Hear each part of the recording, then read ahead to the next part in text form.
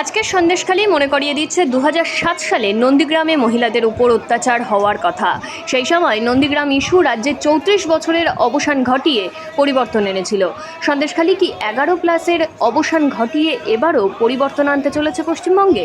নন্দীগ্রামের সাথে সন্দেশখালীর ইস্যুকে সমতুল্য করে শুভেন্দু অধিকারী কার্যত সেই ইঙ্গিতই দিয়েছেন যে 2024 লোকসভা ভোটে রাজ্যের তৃণমূলের অবসান এবং বিজেপির উত্থান হতে চলেছে, পরিবর্তন আসতে চলেছে।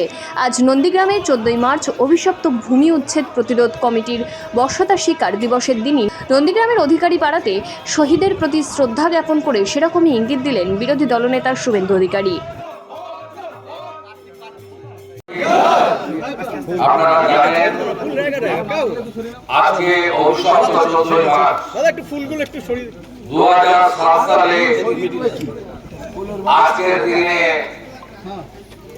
নন্দীগ্রামের অধিকারী পাড়াতে বিশেষ করে স্বতঃস্ফূর্ত গণ আন্দোলনের উপরে তৎকালীন বামফ্রন্ট সরকারের পুলিশের দ্বারা বর্বরোচিত হত্যাকাণ্ড হয়েছিল। আমরা প্রত্যেক বছর এই দিনে শ্রদ্ধা নিবেদন করি, অমর শহীদের আত্মাকে স্মরণ করি এবং বর্ষতা বিরোধী কৃষি জমি রক্ষার এই আন্দোলনে কৃষকদের প্রতি প্রণাম নিবেদন করি।